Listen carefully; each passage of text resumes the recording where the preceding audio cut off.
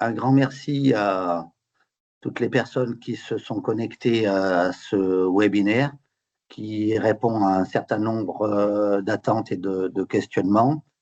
On a souhaité faire ce webinaire avec l'aide de Daniel Cariotis, que je remercie pour son éclairage si particulier, sur le choc que l'on vit actuellement, parce que la guerre en Iran, c'est pas qu'un conflit lointain, hein, c'est un choc direct pour notre économie, dont les effets sont visibles, soit d'abord sur l'énergie.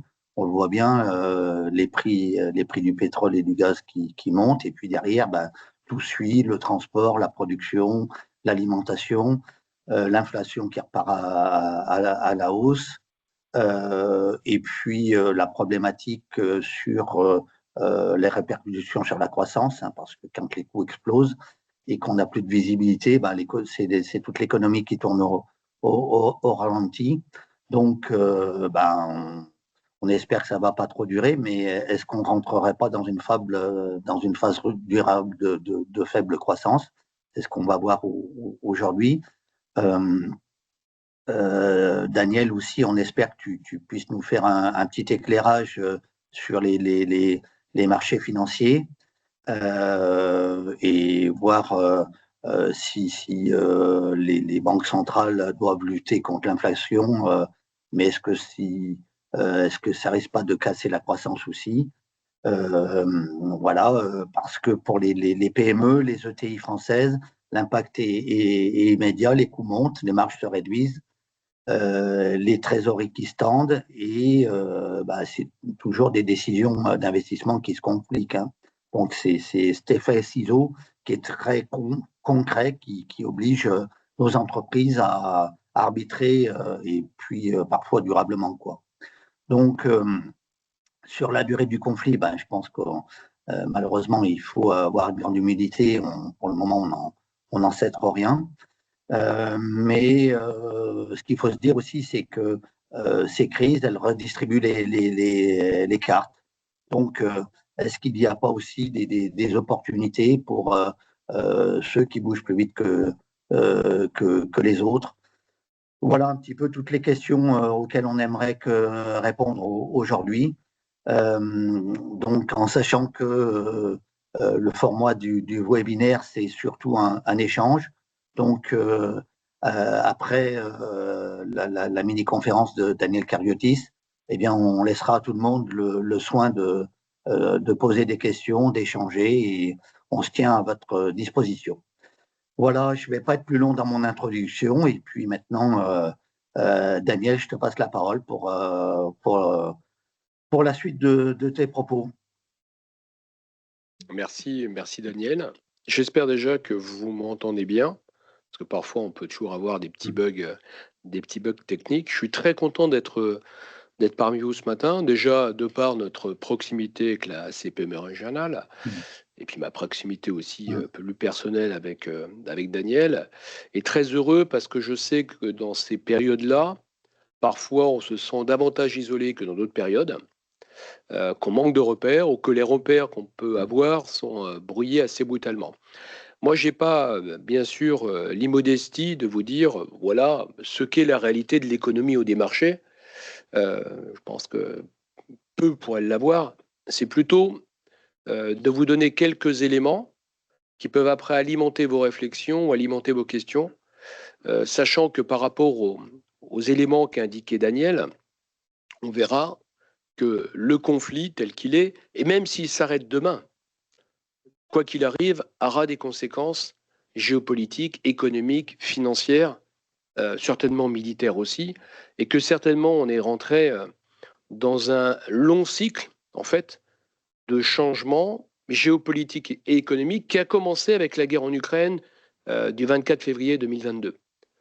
Parce que ce qui s'est passé au Venezuela, que tout le monde oublie aujourd'hui maintenant, et ce qui se passe surtout maintenant en Iran, en fait, c'est un peu, selon moi, la dérivée seconde du déclenchement de la guerre en Ukraine, maintenant, il y a près de 4 ans.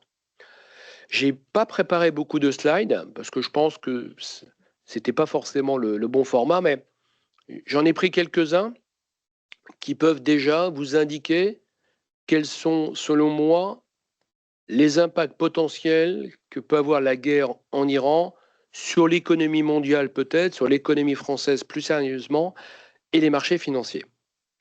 Le premier élément, ça ne vous étonnera pas, c'est potentiellement un impact et sur l'évolution de la dette française, mais après surtout une évolution sur le coût de la dette. Et c'est la raison pour laquelle je vous ai remis un petit peu l'évolution de la dette. On oublie trop souvent quelle a été l'évolution de la dette française depuis une dizaine d'années. Et vous voyez quand même que l'inflation de la dette française est galopante. On était quasiment à 2200 milliards en 2016. Aujourd'hui, on se rapproche des 3500 milliards. Si vous faites une projection à 3 ans à peine, vous serez vraisemblablement, nous serons, parce qu'on est tous embarqués, aux alentours de 3700, 3800 milliards. Et il n'y a aucune raison, malheureusement, que la croissance de la dette française ne cesse d'augmenter. Et surtout en parallèle. Alors les graphiques ne sont pas très très lisibles, mais ce qui est plus important, c'est de voir l'évolution des taux auxquels la France emprunte sur les marchés comparativement à l'Italie, l'Allemagne, l'Espagne ou le Portugal. Donc vous voyez la France est en bleu. Alors il est vrai qu'on a connu une période Covid qui était une période assez particulière, puisque la Banque centrale européenne, pour aider les banques à soutenir l'économie et pour aider les États surtout à soutenir l'économie, a mis en place une politique monétaire agressive qui a fait que l'État français, mais pas que l'État français, a emprunté à des taux parfois négatifs. Moi, je dois vous avouer qu'en économie, j'adore l'économie. Bon, vous allez me dire, c'est une passion un peu bizarre, je peux comprendre. Mais parfois, on a des anomalies dans les passions qu'on peut avoir les uns les autres.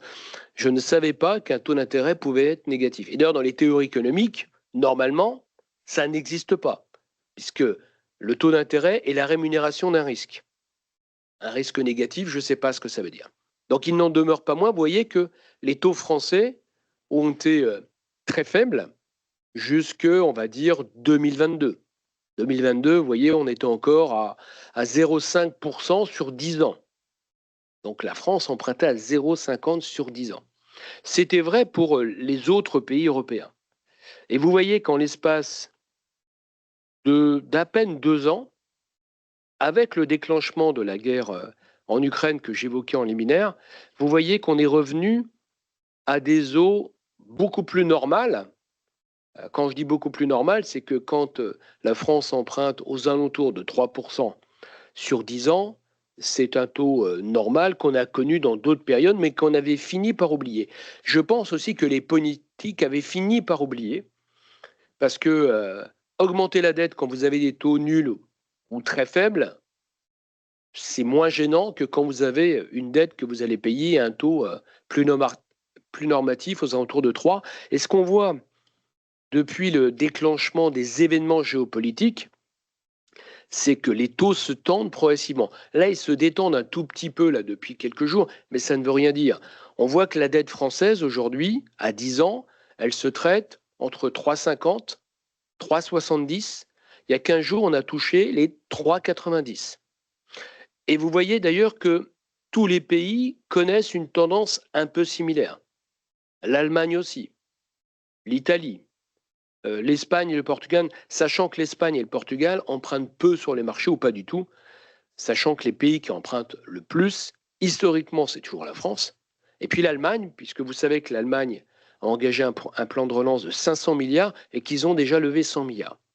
Donc déjà, la première conséquence visible de la crise en Iran, c'est une tension sur les taux à long terme de l'État français.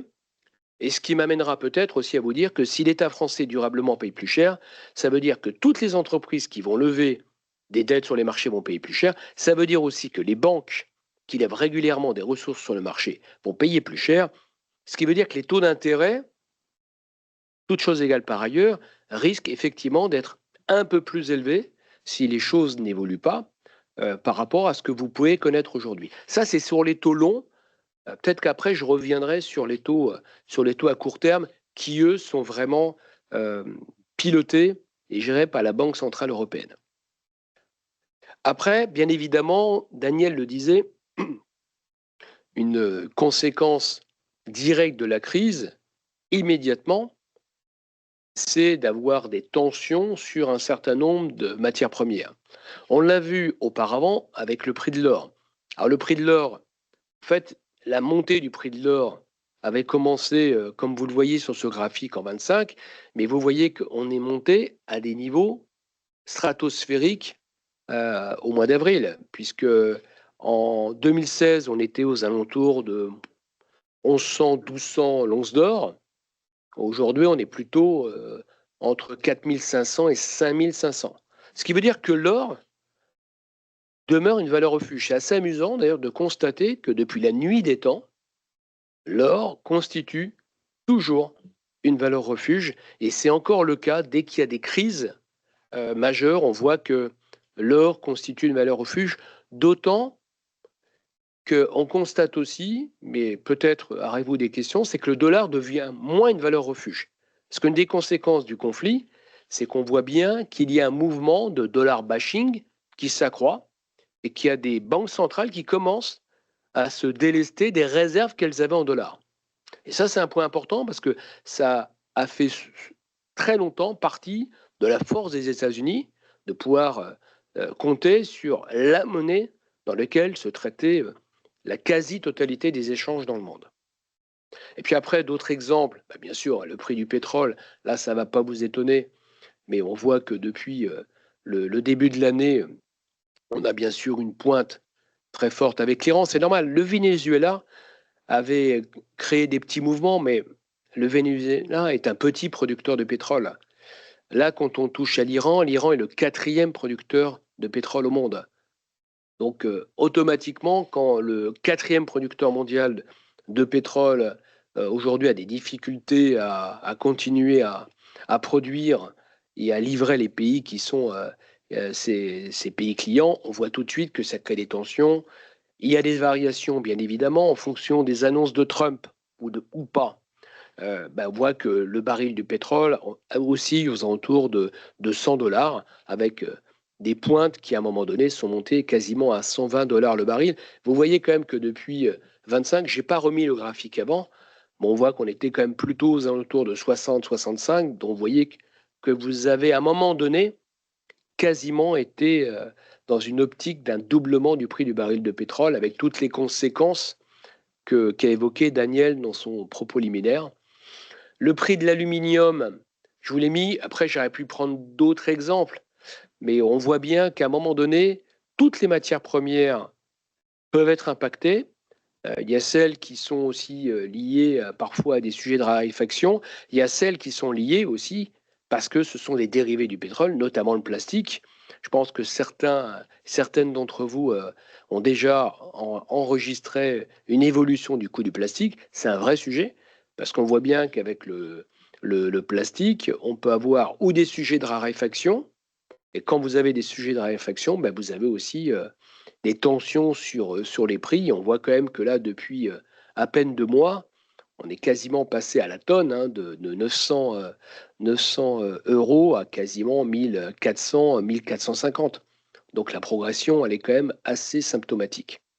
Donc voilà les quelques slides que je voulais vous présenter. J'aurais pu vous en mettre beaucoup d'autres, mais ça n'a pas beaucoup d'intérêt en tant que tel.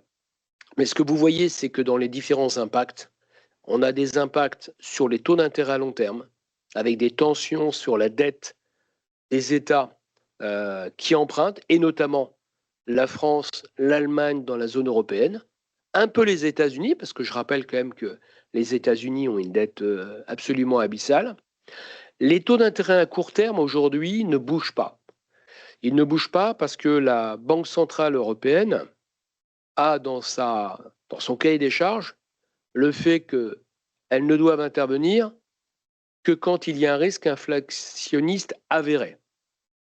Est-ce qu'il y a un risque potentiel d'inflation? Oui. Est-ce qu'il est avéré? Pour l'instant, non. Pour ça que la Banque centrale européenne, aujourd'hui, ne bouge pas. Est-ce qu'elle va remonter ses taux? peut-être. Après, si elle remonte ses taux, elle le fera de manière parcimonieuse et avec des augmentations très faibles de 0,25. En tout cas, c'est mon sentiment. La Banque centrale européenne n'a jamais fait preuve d'audace et elle n'a jamais surpris les marchés. C'est une différence aussi avec la Banque fédérale américaine. Je vous rappelle aussi que la Banque fédérale américaine, dans son cahier des charges, elle a l'inflation, elle a la croissance. Grande différence. C'est-à-dire que la Banque centrale américaine aussi a comme objectif de booster, si nécessaire, la croissance américaine. Ce n'est pas le cas de la BCE. Ça peut surprendre, mais ce n'est pas dans son cahier des charges. Dit autrement, si la croissance s'affaisse en Europe, elle ne prendra pas forcément de mesures pour relancer la croissance en Europe et donc en France, indirectement. Et ça, c'est un point quand même important aussi à avoir en tête. Et puis après, sur la volatilité des marchés, moi je pense que cette volatilité, elle est quand même partie pour durer. Parce que moi, je ne suis pas un spécialiste géopolitique, je ne suis pas un spécialiste des plaques tectoniques militaires telles qu'aujourd'hui elles bougent, notamment au Moyen-Orient. Mais je pense que même s'il y a un cessez-le-feu demain qui s'opère en Iran, je pense que ce que chacun et chacune d'entre nous peut souhaiter, je pense que la volatilité, on l'aura à chacune des déclarations de Donald Trump ou dès qu'il y aura une nouvelle action. Donc les marchés financiers, il faut que nous nous habituions à ce qu'à nouveau, il bouge énormément. Regardez l'évolution du CAC 40. Le CAC 40 a baissé très fortement. Il a cassé sensiblement la barre des 8000 points. Et puis, dès qu'on a commencé à parler de libération du détroit d'Ormuz et d'un possible cessez-le-feu en Iran, il est repassé au-dessus de 8400 points. Voilà. Donc, il va falloir vivre aussi avec la volatilité des marchés. Et celle-ci, elle peut quand même durer vraiment un certain temps. Donc, l'environnement, il est compliqué. Je pense que pour terminer mon intervention, je vous avais dit que je serais court pour répondre à vos questions ou à vos interrogations. Je pense que le point d'interrogation numéro un qu'on doit avoir, c'est les taux longs. Parce que si les taux long terme, demain, subissent à nouveau une pression forte, ça va se traduire directement sur le coût de refinancement des banques françaises, ce qui veut dire que si nos coûts de refinancement augmentent, le taux des prêts que nous serions amenés à proposer à nos clients, à vous-même, mécaniquement, devrait augmenter. Donc, ce n'est pas forcément une bonne nouvelle que les taux à long terme soient repassés sensiblement au-dessus de 3%. Aujourd'hui, je crois qu'on est à 3,60. Et c'est malheureusement maintenant un palier haut qui est quand même assez stabilisé pour la France et puis pour les autres principaux pays européens déjà depuis quelques mois. Donc voilà. Après, l'économie est résiliente pour l'instant. Elle l'a été en tout cas de manière assez étonnante en 2025. On a quand même une croissance un peu plus forte que prévu. Je pense que personne n'avait prévu qu'il y aurait en France une croissance de l'ordre de 0,9%. Mais ce qui est terrible, c'est qu'au moment où les entreprises redressaient la tête et commençaient à réinvestir, c'était peut-être votre situation ou votre cas, qu'on s'est repris le Venezuela d'abord et l'Iran ensuite. Et c'est la raison pour laquelle, moi, ce que je ressens, parce qu'on a quand même, nous, beaucoup de clients, on a quasiment 140 000 clients professionnels, BPOA, plus de 15 000, 18 000 clients entreprises ETI. On voit bien quand même que là, ce qui se passe, c'est un électrochoc pour l'économie, un électrochoc pour les chefs d'entreprise, et avec des incertitudes et parfois des interrogations sur les projets d'investissement de croissance qui commençaient à être embarqués. Donc c'est un mauvais coup à nouveau qui est porté à l'économie mondiale, à l'économie européenne et à l'économie française. Donc voilà, Daniel, Cyril, ce que je pouvais dire peut-être en liminaire, et puis maintenant je répondrai avec grand plaisir à vos questions si je suis en capacité d'y répondre, bien évidemment. Une question, Daniel, que je me pose, c'est on voit la dette française toujours exploser encore plus. Chaque fois, on dit on va dans le mur. Cette fois, c'est insupportable, on n'y arrivera plus. Et toujours, on arrive à endetter encore plus le pays. Est-ce qu'il y a un moment où ça va vraiment exploser. Alors déjà, si je le savais, ou je vous le dirais, ou je serais déjà parti, je serais plus en France. Non, plus sérieusement, je pense que les sujets de dette, c'est des sujets qu'il faut prendre avec précaution, parce que ce n'est pas parce que les marchés nous font confiance depuis des années qu'à un moment donné, ils ne vont pas cesser de nous prêter ou d'accepter de nous prêter à des taux plus élevés. Je pense qu'en fait, dans ta question, il y a deux réponses. Parce qu'on peut continuer à nous prêter, nous Français, mais si les investisseurs, ce qui est le cas aujourd'hui, considèrent que le risque France est de plus en plus important, ils vont nous faire payer des taux d'intérêt plus élevés. Moi, je rappelle quand même que pendant la crise des fameux PIGS, acronyme horrible, la crise européenne de 2011-2012, l'Italie a payé 7% sur les marchés. L'Italie a payé 7% sur les marchés. Moi, je vous laisse imaginer ce que représenterait pour l'État français un taux qui passerait de 3,60 à 7%, sachant que l'État français emprunte tous les ans aux alentours de 350 milliards d'euros. Et on emprunte aussi pour payer les intérêts de la dette. Puisque les intérêts de la dette, aujourd'hui, sont supérieurs à 70 milliards. Ce qui veut dire que quand une année démarre, aujourd'hui, l'État français, le 1er janvier 2027, sait qu'il devra sortir 70 milliards pour couvrir les intérêts de la dette. Donc, par rapport à ce que tu dis, on peut continuer de nous prêter, bien sûr, Daniel, mais à quel taux et à quelles conditions?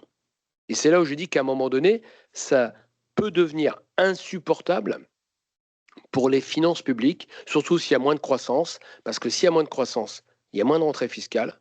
Donc, ce qui veut dire que derrière, si vous avez moins de rentrée fiscale, ben vous êtes contraint aussi d'augmenter ou d'augmenter les impôts.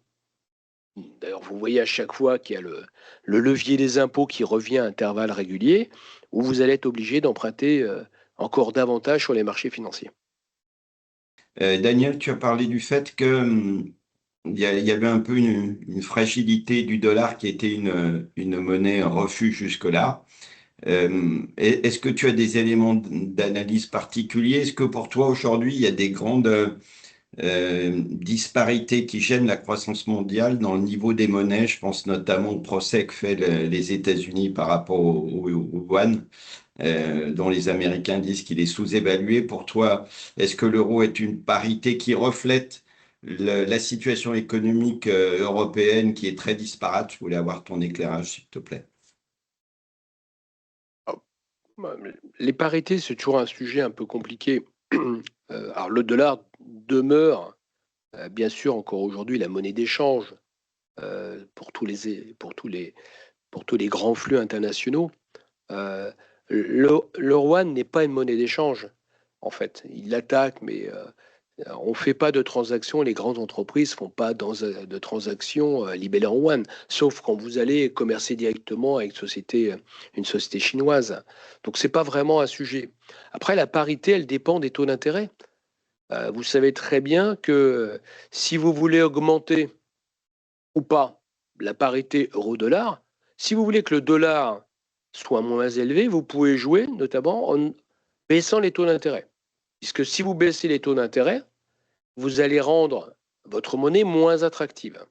C'est la raison d'ailleurs pour laquelle, quand la Banque Centrale Européenne a baissé ses taux fortement sur 2 ans, c'est une des raisons pour laquelle, à un moment donné, l'euro a été à son niveau quasiment le plus faible par rapport au dollar.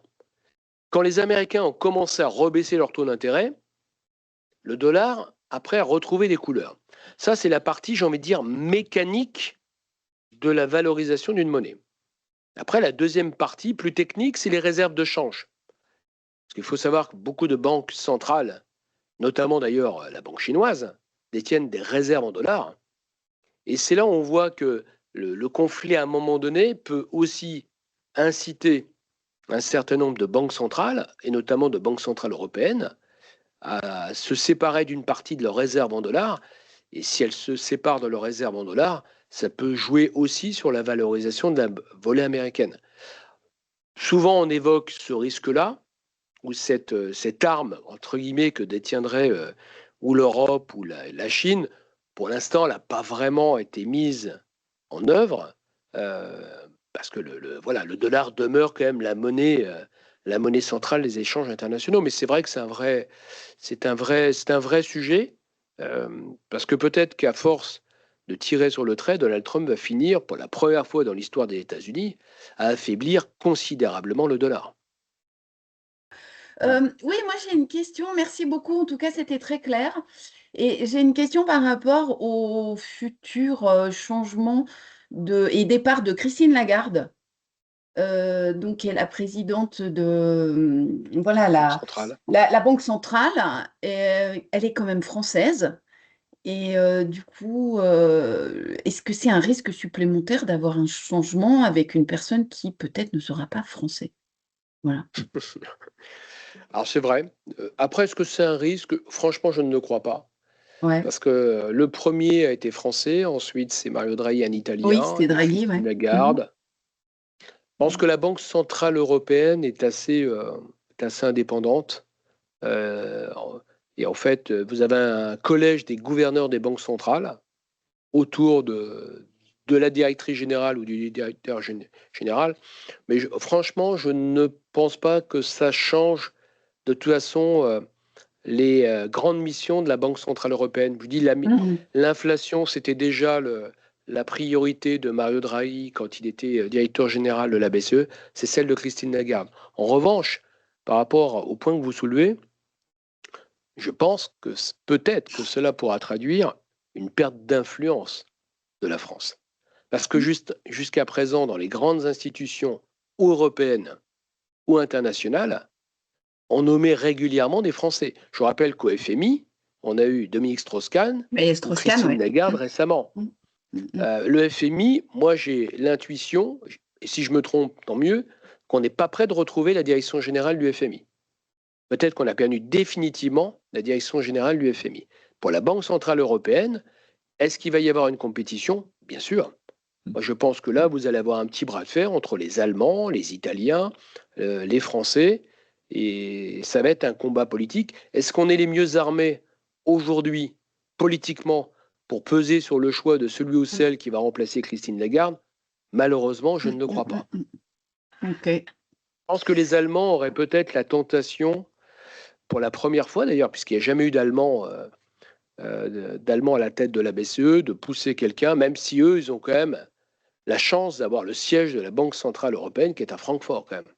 Donc, ils ont le siège, ils ont l'école blanc qui sont à Francfort, ils avaient obtenu cela, ce qui est quand même pas neutre en tant que tel. Mais sur la politique de la Banque centrale européenne, j'ai envie de dire, normalement, quel que soit le dirigeant, je pense que la politique sera menée sera la même.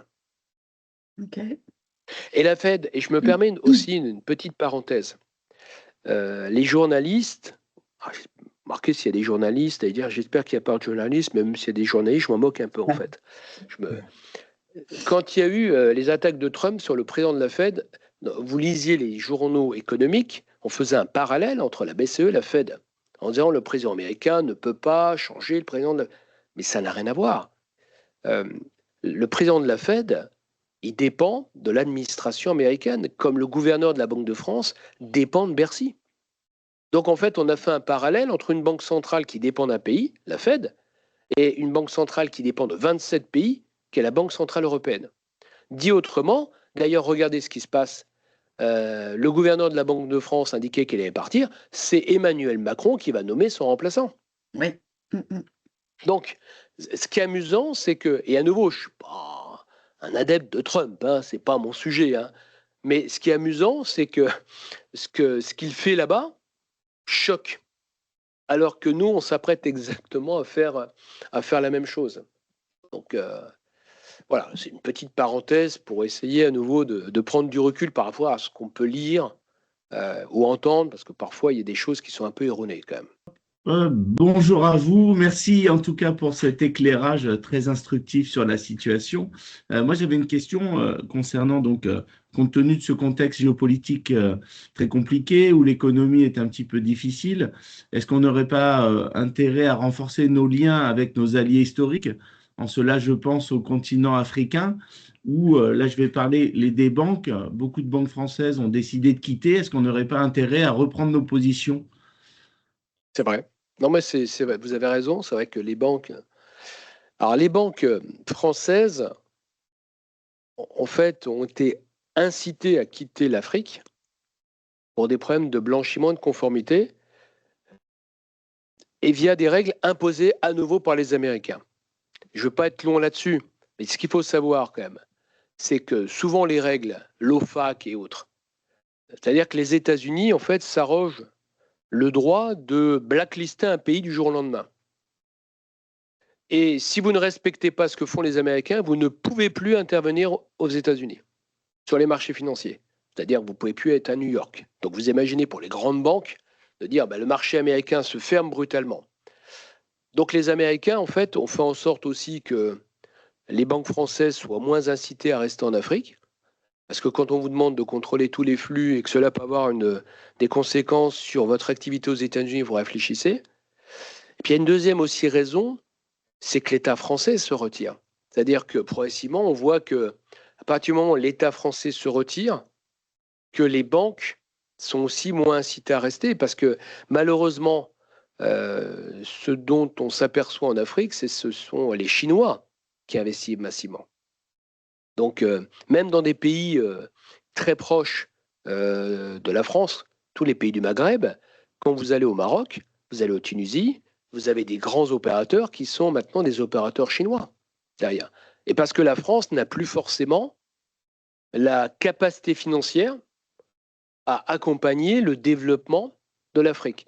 Et pour en venir à l'Afrique, je ne sais pas si vous avez lu cela il y a quelques semaines, il y a peut-être 2 mois, Donald Trump, Donald encore, parce qu'on parle que de Donald quand même, a incité les banques américaines à investir massivement en Afrique. Et là, c'est quand même redoutable, hein, parce qu'il nous impose des règles qui font qu'à un moment donné, on est presque obligé de sortir de l'Afrique. D'un côté, vous avez la Chine qui est très présente depuis 10 ans, et voyant cela, il incite les banques américaines à réinvestir ou à investir massivement en Afrique. Donc, vous avez raison, je trouve que c'est un vrai sujet parce que l'Afrique a des liens historiques avec la France. Vous avez des pays qui sont en plein développement depuis une vingtaine d'années. Et le fait qu'on se soit en partie toutes retirées d'ailleurs, hein, je pense que ce n'est pas forcément une très bonne nouvelle. Est-ce qu'on y reviendra? En revanche, ça m'étonnerait fort. Parce que quand vous prenez ce type de décision, après, pour y retourner, c'est un peu plus compliqué et un peu plus délicat quand même. Merci à vous. Je vous en prie. Ok, je n'ai pas d'autres questions pour l'instant. Il n'y a pas d'autres mains levées. N'hésitez pas. On a encore quelques minutes à partager ensemble. Peut-être, Daniel, pour prolonger les échanges, est-ce que, à l'inverse, aujourd'hui, il y a des opportunités d'investissement sur des secteurs sur lesquels qui ont le vent en poupe et sur lesquels la crise pourrait pourrait booster l'activité de certains secteurs. Est-ce que tu as une visibilité là-dessus sur est-ce que c'est le bon moment d'investir sur certains secteurs? Tu as une idée sur ces sujets-là? C'est un peu Ouais. compliqué. Après, Ouais. si je vous réponds, secteur de la défense, ça ne va pas Ouais. forcément vous surprendre. Mais ce qui est quand même, vous voyez, intéressant, c'est que dans la vallée de l'Arve, chez les décolteurs, qui étaient, il y a encore quelques années, marché automobile, beaucoup d'entre eux ont amorcé des diversifications, parfois sur l'horlogerie, et aujourd'hui sur la défense.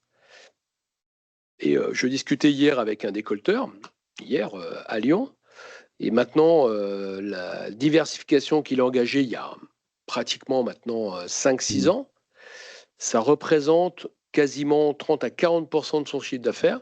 Là, on parle de boîtes qui font 150 millions d'euros de chiffre d'affaires, hein. Donc, vous voyez, 40%, ça fait 60 millions. Mais surtout, en plus, avec une part de chiffre d'affaires croissante et avec un niveau de marge plus élevé par ailleurs. Donc, la défense incontestablement. Il y a des secteurs qui résistent, comme la logistique aussi. Parce que très souvent, on dit, par exemple, que le BTP ne va pas bien. Mais dans le BTP, il y a bâtiment et il y a travaux publics. Moi, je constate que le bâtiment, effectivement, est plus en souffrance que les travaux publics. Dans certaines zones, en tout cas, les travaux publics demeurent assez toniques. Après, la singularité parfois de certains secteurs, c'est qu'ils dépendent des commandes publiques. Et malheureusement, pour les commandes publiques, parfois vous êtes payé avec des décalages qui peuvent aller jusqu'à 1 an. Notamment, on évoquait le secteur de la défense. Moi, je sais qu'il y a des entreprises qui sont clientes de BPOA. Certains me disaient, mais bon, là, il faut peut-être nous aider sur un plan de gestion de la trésorerie parce qu'on attend des paiements de l'État depuis 1 an. C'est la grande différence avec l'Allemagne, parce que l'Allemagne a lancé un plan de relance de 500 milliards. Ils ont déjà débloqué 100 milliards d'euros. Et dans le secteur de la défense en Allemagne, et toutes les boîtes allemandes qui se reconvertissent dans la défense, notamment dans le secteur automobile, toutes ces entreprises sont payées à moins d'1 mois. À moins d'1 mois. Donc, je ne sais pas si vous voyez quand même la différence, elle est majeure. Elle est majeure. Et dans tous les secteurs d'activité, je pense aussi d'ailleurs, il y a toujours des bonnes nouvelles. Heureusement qu'il y a des bonnes nouvelles. Même dans des secteurs d'activité dits en difficulté, Daniel, tu vois toujours aussi des entreprises qui tirent leur épingle du jeu parce que ou elles ont une diversification de leur clientèle, ou elles ont une diversification géographique. Et on voit à chaque fois des résultats. D'ailleurs, les résultats 2025, globalement, des entreprises sont pas mauvais quand même 2025. Ouais, c'est une forme de paradoxe. Alors, après qu'on voit plus de difficultés dans l'automobile, les professionnels de l'immobilier, même si aujourd'hui ça va moins bien ça va mieux qu'il y a 2 ans. Le bâtiment, je l'ai indiqué, la restauration, la distribution, on voit qu'il y a des secteurs quand même qui piochent un peu davantage, mais je pense qu'il y a aussi, heureusement, des personnes qui arrivent à trouver des entreprises, des créneaux spécifiques qui leur permettent malgré tout de résister. Ouais. Toujours pas de questions, Non, Agnès? pas de questions supplémentaires, non. Bon, ben, je vais continuer ma discussion avec Daniel. Il y a un point aussi que je voulais aborder avec toi. C'était le secteur de l'énergie. Là, la semaine dernière, on a assisté à des annonces du Premier ministre qui disait que voilà, on va insister sur l'électrification à tout va. Est-ce que là encore, on va pas mettre tous nos œufs dans le même panier en laissant tomber d'autres énergies, en devenant hyper dépendant de l'électricité, ce qui va nous amener aussi une dépendance aux voitures chinoises, etc., etc. Je voulais avoir un petit peu ton avis là-dessus. Est-ce que tu penses que c'est une bonne chose? Voilà. Là, la question, elle est compliquée, en tout cas dans la réponse, parce qu'il n'y a pas une réponse unique. Il y a plusieurs éléments de réponse. Moi, déjà, les annonces gouvernementales me laissent toujours, d'une manière générale, dubitatif. Parce qu'il y a rarement d'annonces qui ont été suivies d'actions concrètes et directes derrière. Je vais vous en donner une illustration. Quel est le seul pays européen qui taxe en Europe les voitures hybrides? La France. Tous les autres pays facilitent l'hybridation des voitures, parce qu'on voit bien que passer du thermique au tout électrique, c'est compliqué, et que passer entre les deux, ça peut être une solution. Pourquoi est-ce qu'on a mis ça en place? Pour essayer de booster des recettes fiscales, ce qui démontre que sur un sujet qui est fondamental, de transformation d'un secteur économique majeur pour l'économie, l'industrie automobile, on n'est pas capable d'avoir une réflexion posée. C'est-à-dire que l'axe fiscal l'a emporté sur une réflexion industrielle pertinente. Donc, les voitures hybrides sont taxées. C'est quand même, voilà, vous allez Acheter une Ouais. voiture hybride, vous allez payer une taxe de 4 000, 5 000 euros. C'est aberrant. C'est pour ça que quand il y a des annonces de cette nature, moi, je trouve objectivement que j'attends de voir. J'attends de voir parce que à chaque fois, on passe d'un extrême à un autre avec des contradictions dans les annonces. Je pense que ce dont nous avons besoin, ce dont vous avez besoin, me semble-t-il, c'est plutôt des plans qui s'inscrivent dans une vraie vision et sur le long terme. On sait par exemple qu'en France, il y a un parc de diesel qui est très important. Souvent, les Français qui roulent en voiture diesel, ce n'est pas forcément celles et ceux qui ont les moyens les plus élevés. Comment peut-on les aider progressivement à passer sur une voiture hybride, une voiture électrique? C'est ça les vrais sujets. C'est pour ça que moi, je me suis toujours offusqué des ZFE, je vous le dis. Pourquoi je me suis offusqué? J'ai même d'ailleurs écrit des posts sur les ZFE. Pourquoi? Alors que je suis très imprégné des sujets environnementaux.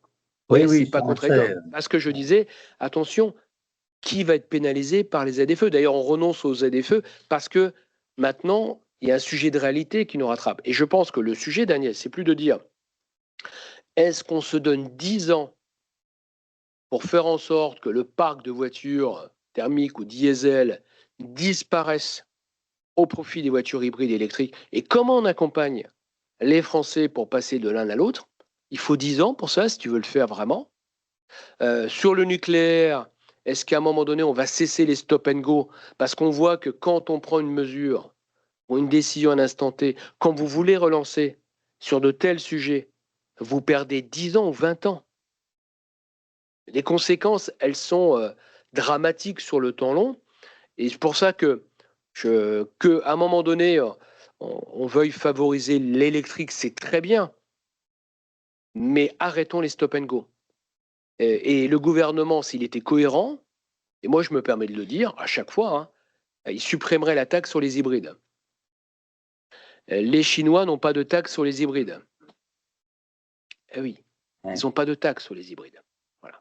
Sachant que les constructeurs français ont aussi une production de voitures électriques très importante. Sauf que le marché, tel qu'il est aujourd'hui, ne peut pas absorber la production de voitures électriques des constructeurs ou français ou franco-italiens. Parce que Stellantis, c'est franco-italien Ouais. maintenant, c'est plus totalement français. C'est plutôt ça le sujet, d'ailleurs.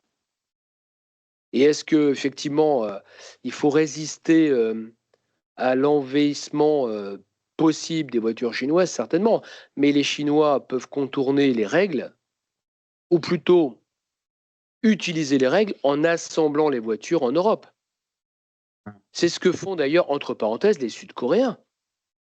Les Sud-Coréens, en réalité, produisent les voitures en Corée, elles sont assemblées en Hongrie.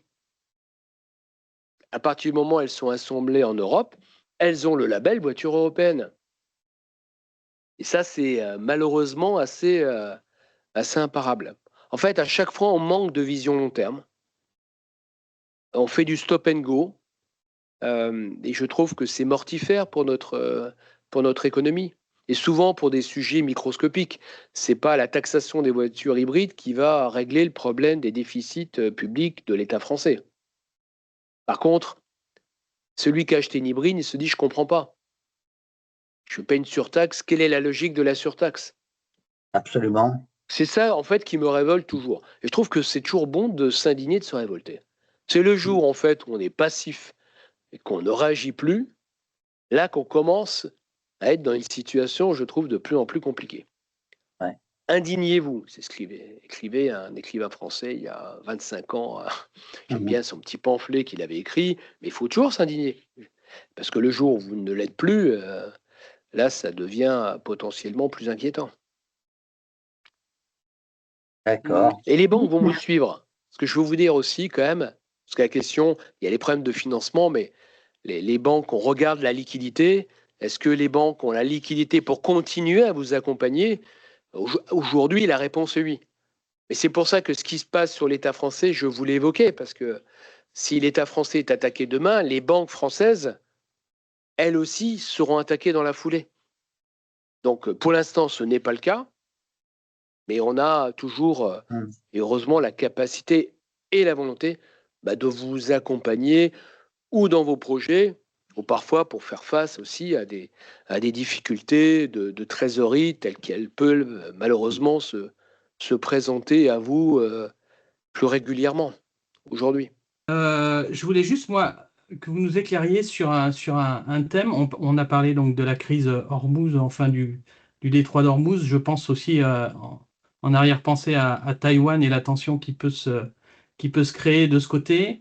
Et, je voulais avoir votre avis sur, selon vous, est-ce que cette crise-là, ou est-ce que les crises qui vont arriver, si jamais elles arrivent, conduisent-elles à repenser les priorités de financement vers des investissements de résilience? Et je pense notamment, vous avez parlé du secteur de la défense, et je voulais éventuellement aborder notamment dans le cadre ESG, ce que je veux dire, est-ce qu'il va intégrer aujourd'hui suffisamment cette dimension, donc de favoriser au final des financements beaucoup plus, on va dire, moins encadrés dans le secteur de la défense et dans le secteur notamment des secteurs de résilience, je pense énergie, sécurisation des appros, capacité critique, etc.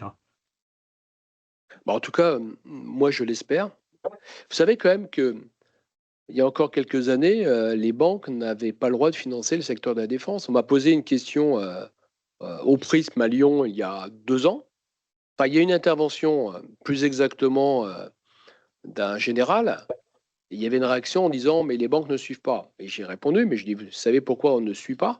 C'est parce que nous avions interdiction de financer la défense ».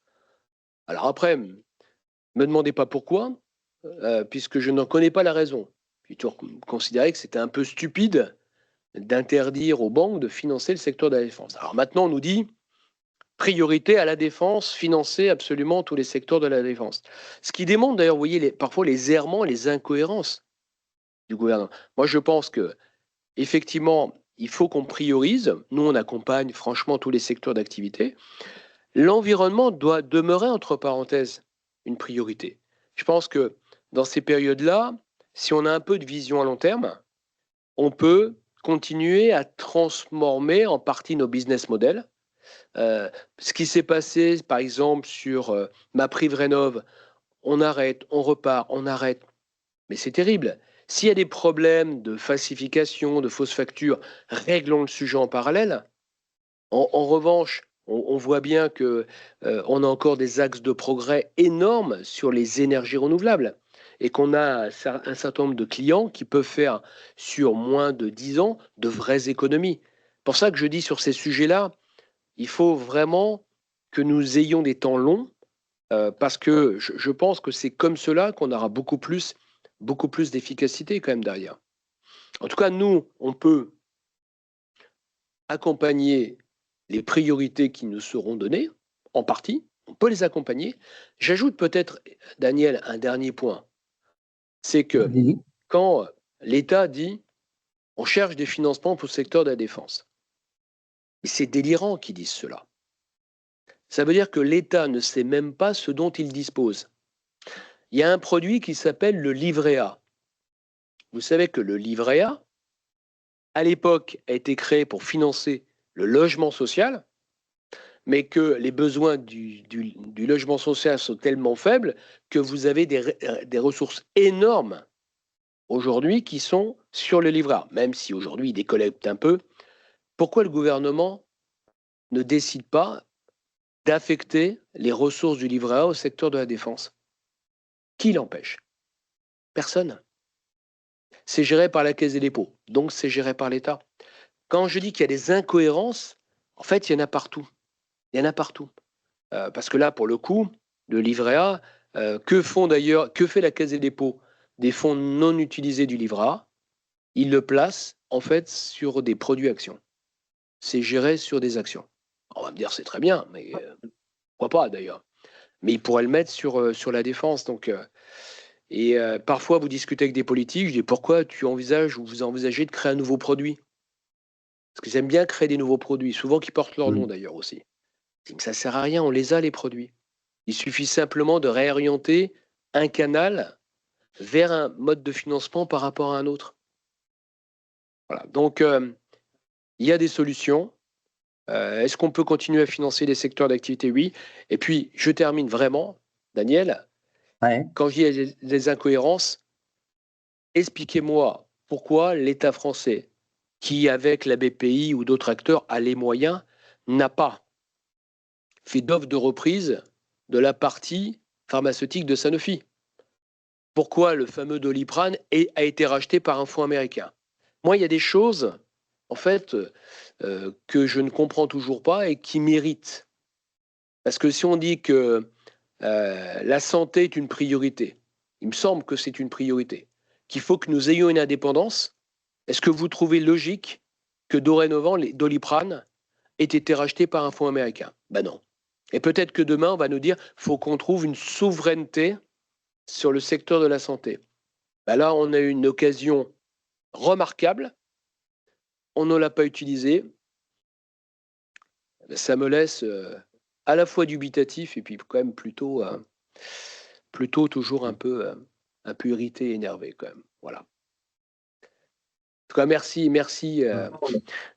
Daniel pour vos questions. Et puis j'espère aussi vous avoir un tout petit peu éclairé par rapport à une situation qu'on a tous quand même du mal à décrypter semaine après semaine. Agnès, il nous reste combien de temps pour... On a terminé. Je peux te laisser faire le mot de conclusion, si tu veux bien, Daniel. Bon, ben écoute, Merci. en guise de conclusion, ça va être surtout des Merci. remerciements, cher Daniel, parce que ces petits points et qu'il faudrait qu'on fasse un petit peu plus régulièrement, mais comme on est tous pris, c'est toujours compliqué. Mais là, je trouve que ça venait à point nommé parce que dans ces périodes de crise, on a tous besoin d'être rassurés. On a pu quand même mesurer à travers tes propos la résilience de notre économie et de certains secteurs en tous les cas. Et on peut se féliciter aussi d'avoir en France un secteur bancaire qui est solide et qui peut accompagner durablement les projets d'investissement de nos PME et de nos ETI. Ça, on oublie de le dire, mais c'est vrai que c'est aussi une grande chance d'avoir un secteur bancaire français qui est fort, puissant et qui nous permet d'accompagner la croissance de nos entreprises. Donc, écoute, un grand merci pour ton éclairage et écoute, tu reviens quand tu veux pour une prochaine intervention. Hein, voilà. Merci, en tout cas merci à vous et passez par avance une très belle journée.